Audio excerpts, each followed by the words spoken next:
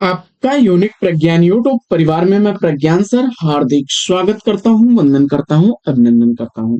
प्यारे साथियों, अगर आप टीजीटी पीजीटी जैसी प्रवक्ता LT grade UGC net JRF आदि विभिन्न प्रतियोगी परीक्षाओं की तैयारी कर रहे हैं तो बिल्कुल सही प्लेटफॉर्म पर हैं।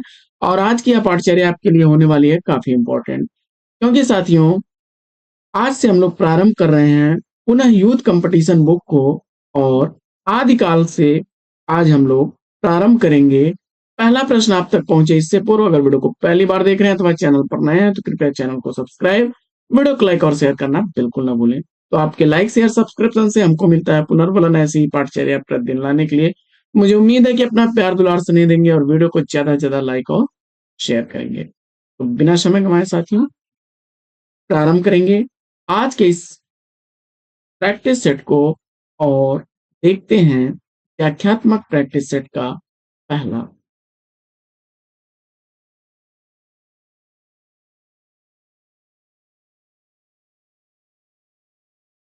पहला प्रश्न आपकी स्क्रीन पर।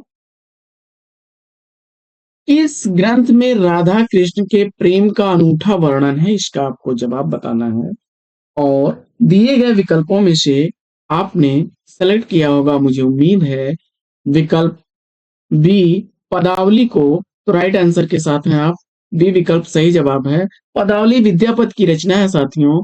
और इस रचना में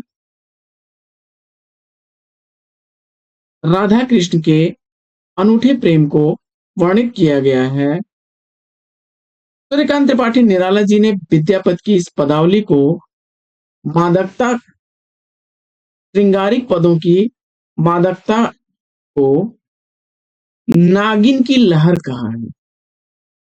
मृगावती कुतुबन की रचना थी और पद्मावत जयसी का मधुमालती मंजन की रचना है।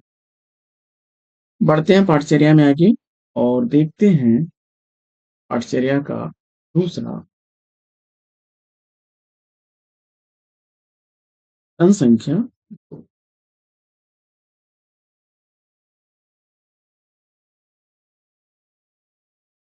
दूसरा प्रश्न है बीसल देव रासो।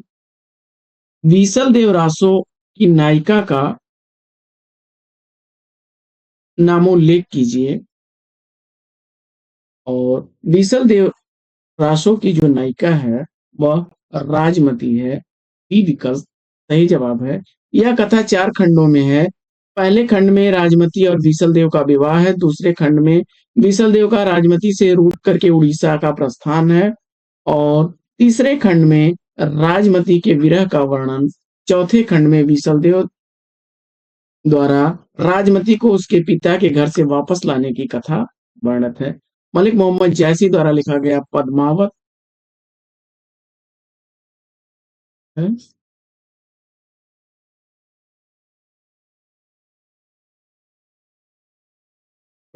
बताया जा रहा है कि पद्मावत की स्त्री पात्र पद्मावती है।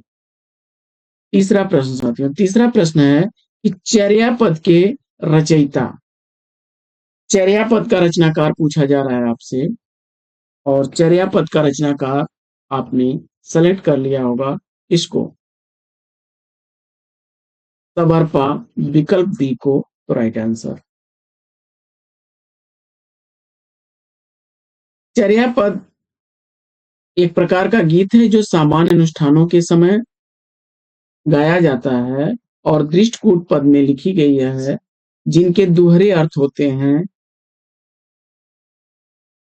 सरापा की चर्चित रचना दोहा कोश है। बढ़ते हैं आगे और देखते हैं अगले प्रश्न को। प्रश्न संख्या 4। चौथा प्रश्न है पियू चित्तौड़ न आयु सावण पहली तीज जौवे बाटे बिरहणी खिण खिण अणवय खीज संदेशो पिण साहिबा पाछो फिरिए न दे पंछी घाल्या पिंजरे टूटन रोशन दे। यह पंक्तियां किस रचनाकार की हैं?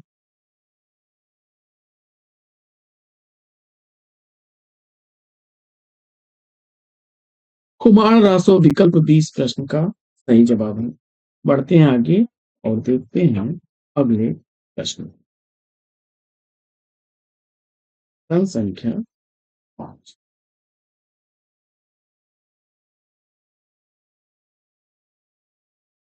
पांचवा प्रश्न है, जयचंद्र प्रकाश के रचनाकार कौन है? जयचंद्र प्रकाश भट्ट केदार की रचना है।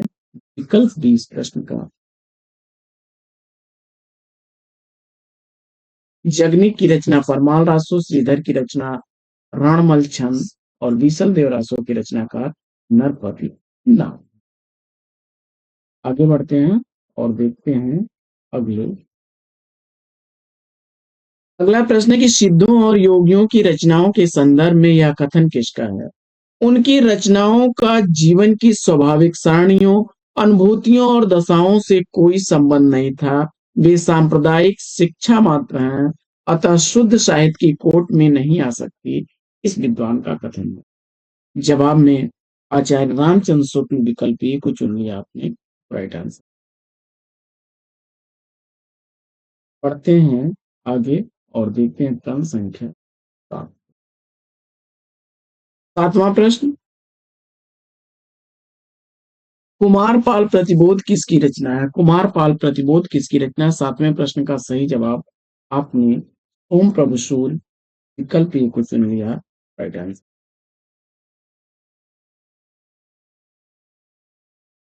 ओम प्रभु सूर जो है ये गुजरात के प्रसिद्ध जैन साधु थे और 1252 ईस्वी विक्रमी संवत इनका आविर्भाव माना जाता है।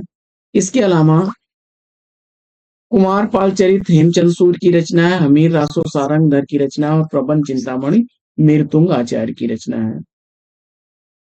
संदेश रासक के रचनाकार कौन है? फटाफट उत्तर दीजिए। जवाब में आपने विकल्प डी को चुन लिया, तो बिल्कुल सही जवाब। बढ़ते हैं आगे और देखते हैं इस प्रश्न की व्याख्या देख लेते हैं। तो अब्दुल रहमान द्वारा संदेश रासक पहला धर्म इतर रास ग्रंथ है। देसी भाषा में किसी मुसलमान द्वारा लिखित प्रथम काव्य ग्रंथ संदेश रासक है। संदेश रासक एक खंड काव्य है जिसमें विक्रमपुर की एक वियोगिनी की विरह की कथा वर्णित है। नरपत नाल ने बीसल देव रासो नामक ग्रंथ की रचना की, वहीं पृथ्वीराज रासो चंद्रवरदाई की रचना और आला खंड नाम से परमाल रासो के रचनाकार जगनिक है। आगे बढ़ते हैं और देखते हैं नौवां प्रश्न। नौवां प्रश्न है कि विद्यापति की पदावली मैथिली हिंदी में रचित होने पर भी निम्नलिखित में से किससे प्रभावित है? नौवें प्रश्न का सही जवाब आपने सेलेक्ट किया होगा विकल्प ए बंगला को राइट आंसर है। भाषा के दृष्टि से विद्यापति की रचनाओं को देख लेते हैं। विद्यापति शैव संप्रदाय के कवि थे और भाषा की दृष्टि से शैव सर्वस्व सार, गंगा वाक्यावली, भू परिक्रमा, दान वाक्यावली, विभाग सार, लिखनावली और दुर्गा भक्त तरंगिणी ये संस्कृत की रचनाएं हैं।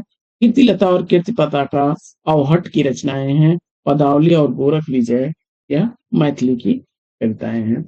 विद्यापति को बच्चन सिंह ने जातीय कवि कहा। हजारी प्रसाद द्विवेदी ने श्रृंगार रस के सिद्ध वाक कवि के रूप में कहा है। वहीं विद्यापति की रचना कीर्ति लता को भृंग भृंगी संवाद के रूप में कहा जाता है। भृंग भृंगी संवाद के रूप में इसकी रचना हुई है कीर्ति लता की। बढ़ते हैं 10वें प्रश्न की तरफ। 10वां प्रश्न है,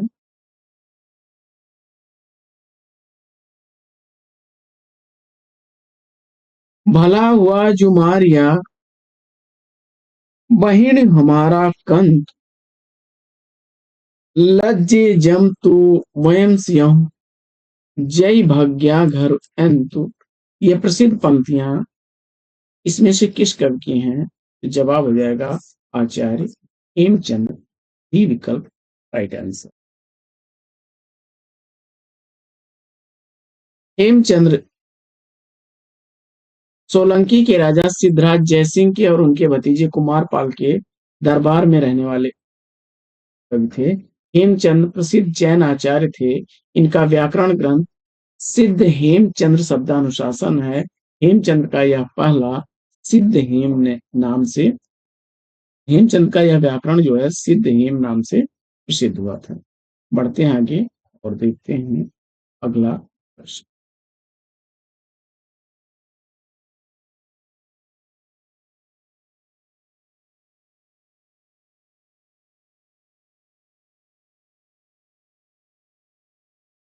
हेमचंद्र को प्राकृत का पाणिनि भी कहा जाता है। हेमचंद ने संस्कृत प्राकृत अपभ्रंश तीनों का समावेश किया है सिद्ध हेम में। और कुमार पाल चरित, योग शास्त्र, प्राकृतिक प्राकृत व्याकरण, देशी नाम माला कोश, छंदोनुशासन हेमचंद की महत्वपूर्ण रचनाएं हैं। सारंगधर पद्धत सारंगधर की रचना है, संस्कृत भाषा में लिखा गया एक पद कोश है।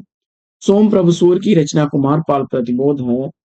और गद्य प, गद्य पद में संस्कृत प्राकृत काव्य में लिखी गई रचना है। कड़ापा 84 सिद्धों में सर्वश्रेष्ठ विद्वान और सबसे बड़े कवि थे। कड़ापा के गुरु का नाम जालंधरपा था। ये बिहार के सोमपुरी नामक स्थान पर। प्रश्न संख्या 11। 11वां प्रश्न है कि आदिकाल को चारण काल इसमें से किस साहित्य इतिहास लेखक ने कहा है? आदिकाल को चारण काल की संज्ञा देने वाले हैं राम कुमार वर्मा जी। विकल्प सी इस प्रश्न का बिल्कुल सही जवाब। बढ़ते हैं आगे और देखते हैं अगला प्रश्न। शिव सिंह सेंगर ने शिव सिंह सरोज ग्रंथ 1883 ईस्वी में लिखा था। और राम कुमार वर्मा ने हिंदी साहित्य का आलोचनात्मक इतिहास 1938 ईस्वी में लिखा था। राम कुमार वर्मा ने आदिकाल को संधि एवं चारण काल कहा है। आइए देख लेते हैं आदिकाल के नामकरण के विद्वानों को। तो ग्रियर्सन ने चारण काल कहा, मिश्र बंधुओं ने आरंभिक काल कहा, महावीर प्रसाद त्रिवेदी ने विज्ञापन काल कहा, आचार्य रामचंद्र शुक्ल ने वीर गाथा काल कहा, आचार्य हजारी प्रसाद त्रिवेदी ने आदि काल कहा, राहुल सांकृत्यायन जी ने सिद्ध सामंत काल कहा। बढ़ते हैं आगे और देखते हैं प्रश्न संख्या 12। 12वां प्रश्न है कि अमीर खुसरो हिंदी साहित्य के किस काल से संबंधित हैं? जवाब में आपने आदिकाल की विकल्प को चुना राइट आंसर। मीर खुसरो का वास्तविक नाम अबुल हसन था और निजामुद्दीन औलिया के शिष्य थे। खड़ी बोली हिंदी का आदिकवि इन्हें कहा जाता है और इन्होंने दिल्ली के सिंहासन पर 11 राजाओं का आरोहण किया। डॉक्टर ईश्वरी प्रसाद ने अमीर खुसरो को महाकवि और कवियों में राजकुमार की संज्ञा दी है। विद्वानों ने अमीर खुसरो द्वारा रचित ग्रंथों की संख्या 100 बताई है, जिसमें प्रमुख में हालिक बारी, गजल संग्रह, दो सुखन, मुकरियां और पहेलियां। आगे बढ़ते हैं और देखते हैं अगला।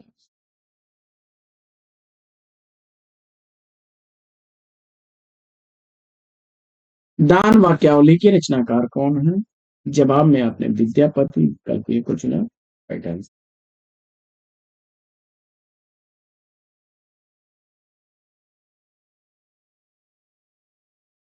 अगला प्रश्न है प्रश्न संख्या 14।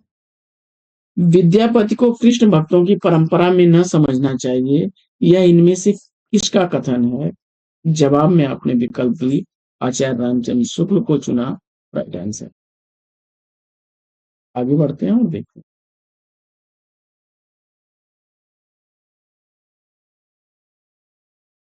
अगला प्रश्न है आदिकाल के अंतर्गत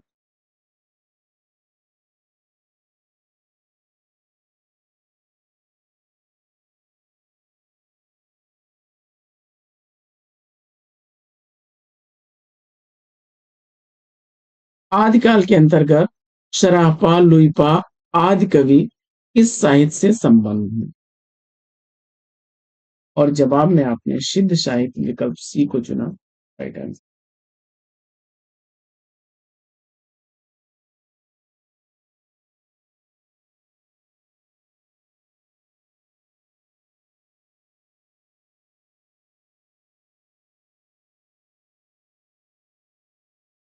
सिद्ध साहित्य ब्रज यानी सिद्धों द्वारा रचा गया साहित्य है। इनका संबंध बौद्ध धर्म से है और ये भारत के पूर्वी भाग में सक्रिय थे। इनकी संख्या 84 मानी गई है, जिसमें सबरपा, सरापा, लुइपा, डोमिपा, फुकुरपा प्रमुख हैं। सरापा को जो है प्रथम सिद्ध कवि माना जाता है। राहुल सांकृत्यायन ने हिंदी का ही प्रथम कवि माना है। साधना अवस्था से निकली सिद्धों की वाणी जो है वो चर्या गीत कहलाती है। इसमें महासुखवाद द्वारा ईश्वर तत्व की प्राप्ति पर बल दिया गया है। सिद्ध साहित्य में लुइपा सर्वश्रेष्ठ माना जाता है। तो लामा प्रश्न, निम्नलिखित काव्य धाराओं में कौन सी काव्य धारा भक्ति काल के अंतर्गत नहीं आती? और सही जवाब आपने किसको चुना? तो राइट आंसर आपने सेलेक्ट कर लिया होगा किस श्लोक को? रासो काव्य धारा को। बिल्कुल सही जवाब विकल्प ए।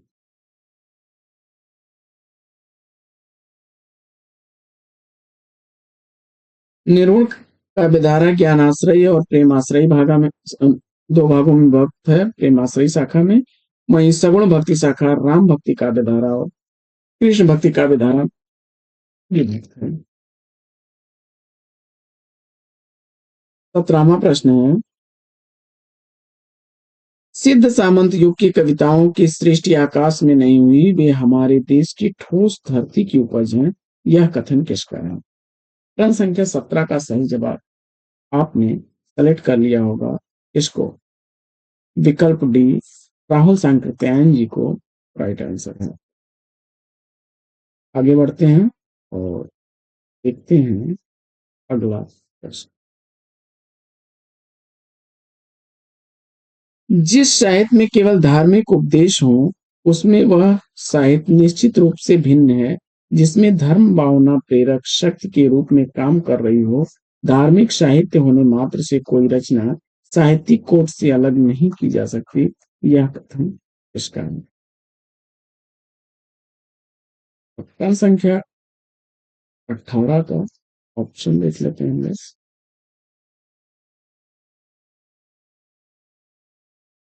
तो जवाब में आपने सेलेक्ट किया होगा हजारी प्रसाद द्विवेदी, विकल्प ए को राइट आंसर है।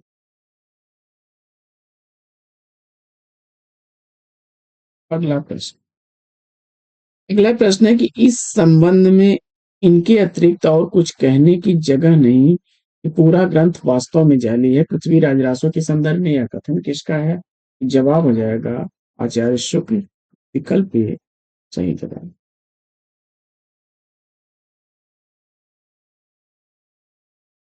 पृथ्वीराज रासो को अप्रामाणिक मानने वाले विद्वानों में डॉक्टर वूलर महोदय, गौरी शंकर, हीरा चंद ओझा, आचार्य रामचंद्र शुक्ल, देवी प्रसाद और कविराज श्यामल दास हैं। अक्सर प्रश्न यहाँ से आता है साथियों, इंपॉर्टेंट तथ्य है यह प्रश्न।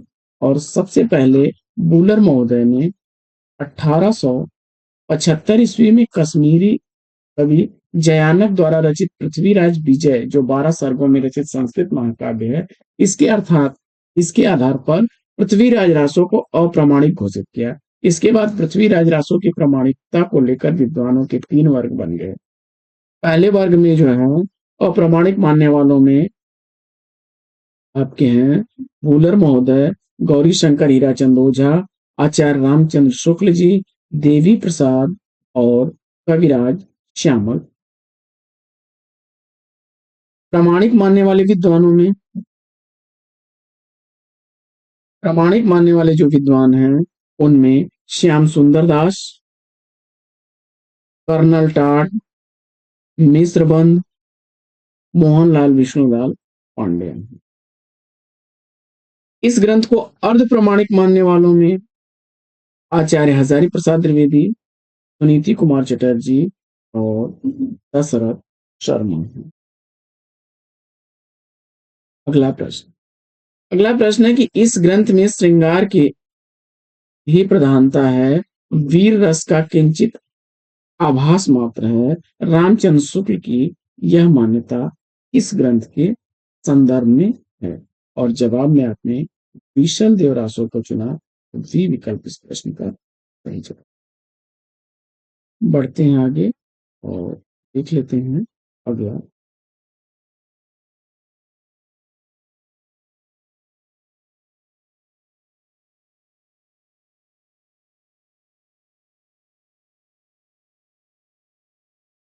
कुछ प्रमुख रचनाओं के रचनाकारों को देखते हैं तो पृथ्वीराज रासो चंद्रवरदाई की रचना, बीसल देव रासो नरपतनाल की रचना, खुमाण रासो दलपति विजय की रचना और विजय पाल रासो नल सिंह की रचना।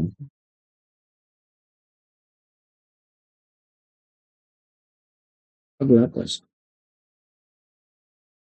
अगला प्रश्न है कि वे सांप्रदायिक शिक्षा मात्र हैं, अतः शुद्ध साहित्य की कोट में नहीं आ सकती। सिद्धो नाथो योगियों की रचनाओं के विषय में यह मत किस विद्वान का है? जवाब में आपने आचार्य रामचंद्र शुक्ल को चुना। Right answer. बढ़ते हैं आगे और देखते हैं अगला। अगला प्रश्न है राउरवेल के विषय में कौन सा तथ्य सही नहीं है? तो रोड़ा कवि की रचना है और शिलांकित रचना है। गद्य पद मिश्रित चंपू काव्य सही है। इसमें राहुल नामक नायक के शौर्य का वर्णन है। यह कथन सही नहीं। विकल्प डी इसका सही जवाब हो जाएगा।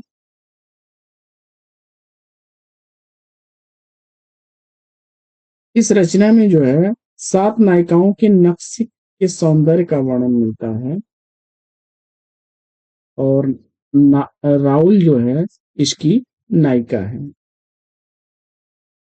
प्रश्न संख्या 23। 23वां प्रश्न है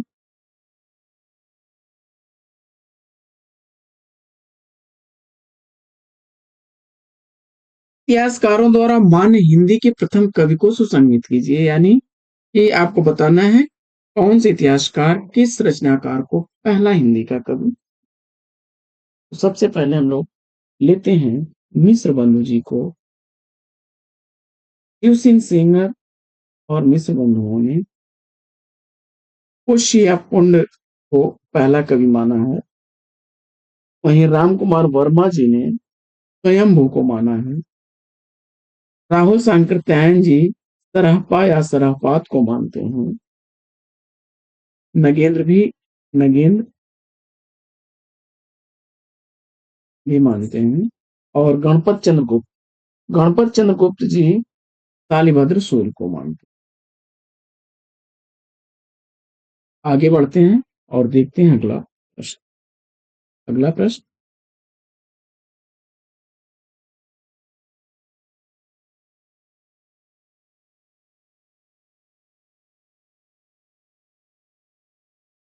देख लेते हैं इसकी व्याख्या हम लोग। मिश्र बंधुओं ने और शिव सिंह सेंगर ने कोशी या पुंड को माना है। रामकुमार वर्मा ने स्वयंभू को माना है। डॉक्टर नगेंद्र और राहुल सांकृत्यायन सराफा को मानते हैं। गणपत चंद्र गुप्त सालभद्र सूर्य को मानते हैं।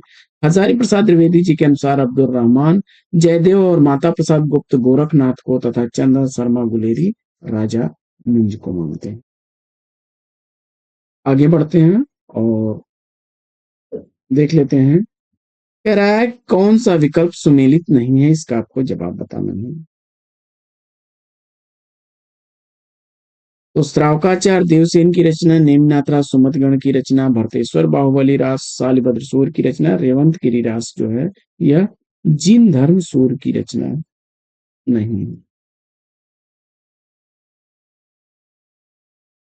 रेवंत गिरिराज जिनधर सूर की रचना नहीं है। रेवंत गिरिराज विजय सेन सूर की रचना है।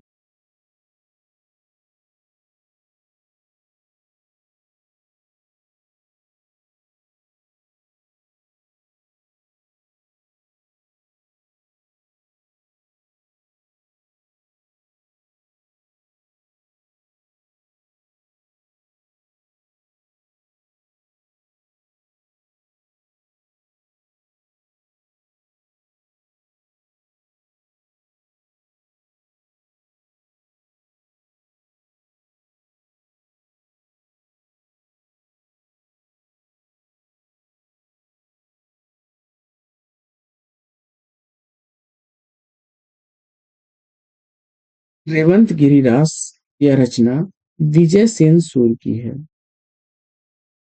विजय सेन सूर की रचना है।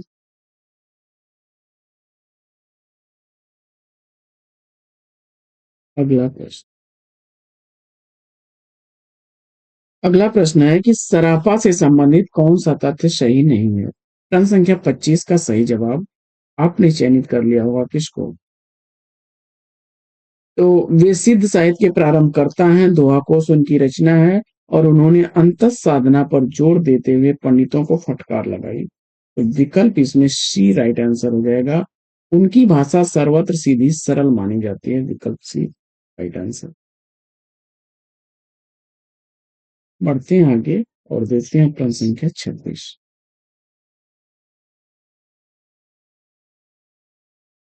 26वां प्रश्न है कि शंकराचार्य के बाद इतना प्रभावशाली और इतना महिमान्वित महापुरुष भारतवर्ष में दूसरा नहीं हुआ, यह किस विद्वान का कथन है। और सही जवाब आपने गोरखनाथ को चुना, तो विकल्प डी राइट आंसर हो जाएगा।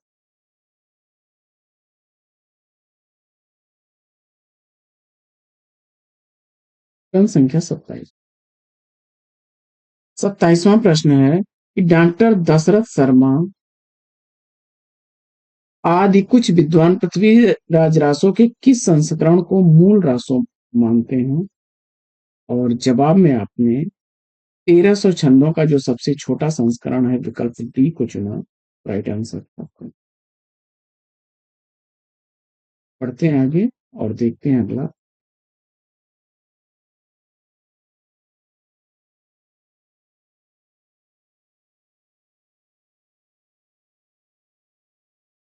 अगला प्रश्न है,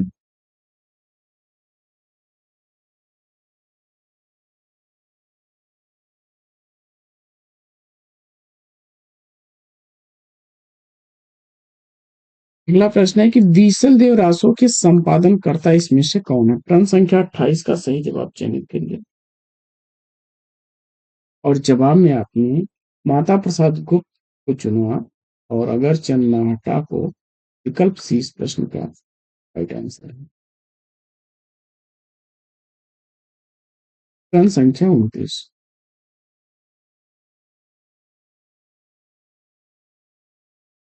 29वां प्रश्न है, आदिकालीन हिंदी कवि अमीर खुसरो विषय कौन सा तथ्य सही नहीं है। तो उनकी पहेलियां मुकरियां और दो सुखन हिंदी साहित्य में प्रसिद्ध हैं। उनकी रचनाओं में खड़ी बोली काव्य भाषा बनने का प्रयास कर रही थी और उन्होंने जनजीवन के साथ घुल मिल करके काव्य रचना की। ये तीनों विकल्प सही हैं, लेकिन उनका लक्ष्य जनता को धर्म उपदेश देना मात्र नहीं था। विकल्प डी इस प्रश्न का राइट आंसर है। अगला प्रश्न। अगला प्रश्न है कि आचार्य शुक्ल के अनुसार किस रचना के आधार पर विद्यापति मैथिली कोकिल कहलाए। आचार्य शुक्ल जी के आधार पर आचार्य शुक्ल जी ने किस रचना के आधार पर विद्यापति को मैथिली कोकिल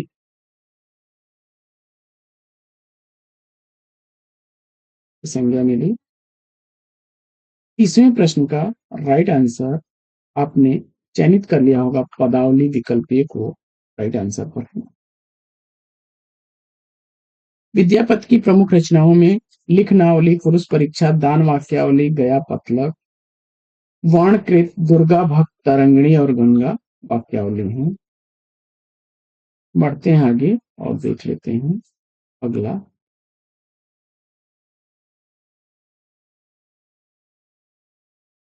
अवहट भाषा में लिखी गई कीर्ति पता और कीर्ति लता उनकी रचनाएं हैं। मैथिली भाषा में पदावली और गोरख विजय हैं।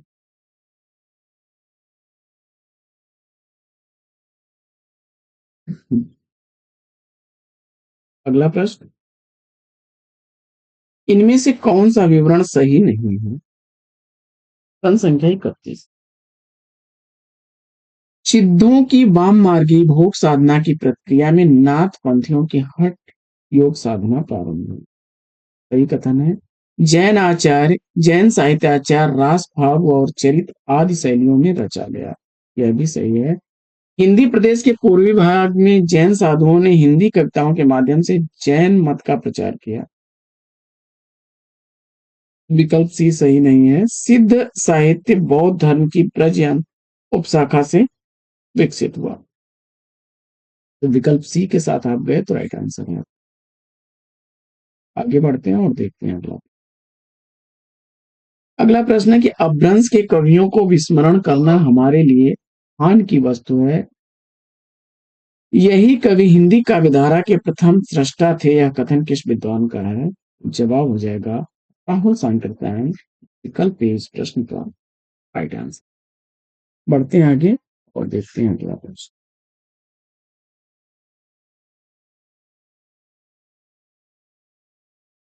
प्रश्न संख्या 35। 35वां प्रश्न है कि इस पुस्तक की भाषा को कवि ने स्वयं अवहट्ट कहा था। इसमें बीच बीच में मैथिली भाषा के प्रयोग आ गए हैं। भाषा के अध्ययन की दृष्टि से इस पुस्तक का महत्व ही है। आचार्य हजारी प्रसाद द्विवेदी जी का यह कथन इस कृति के संदर्भ में है। और जवाब में आपने सेलेक्ट कर लिया कीर्तिलता को, विकल्प सी सही जवाब। बढ़ते हैं आगे और देखते हैं अगला प्रश्न।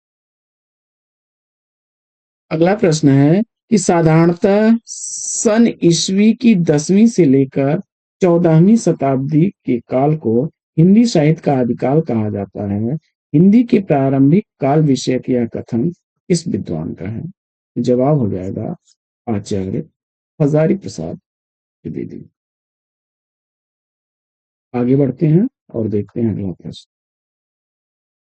अगला प्रश्न है कि चौपाई दोहे का सबसे पुराना प्रयोग शायद यही है जो कुछ पुराना साहित्य उपलब्ध है। उससे लगता है कि पूर्वी प्रदेश के बौद्ध सिद्धों ने ही इस शैली में लिखना शुरू किया। सराफा के संदर्भ में यह कथन किसका है? प्रश्न संख्या 35 का सही जवाब आपने चयनित कर लिया होगा इसको। 35वें प्रश्न का राइट आंसर इसको चुना आपने। तो सराफा के संदर्भ में यह कथन है आचार्य हजारी प्रसाद द्विवेदी जी का। विकल्प डी इस प्रश्न का राइट आंसर। बढ़ते हैं आगे और देखते हैं अगला। क्रम संख्या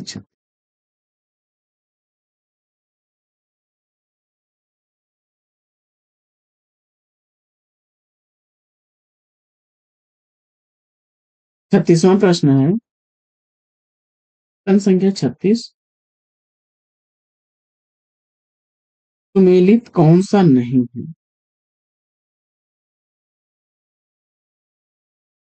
सही जवाब आपने विकल्प स्थूल भद्ररास जो है यह रचना इसकी है, विजय सेन सूर्य की है।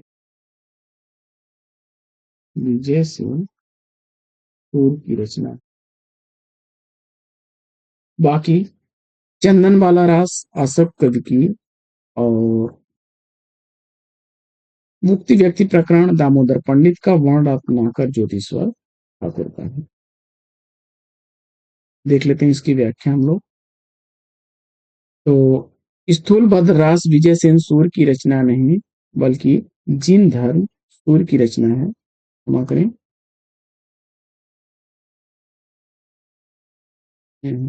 मिस्टेक कर दिया।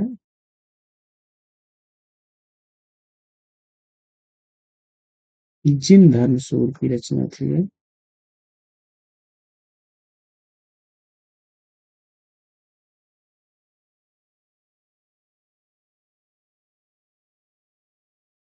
जिन धर्म सूर्य की रचना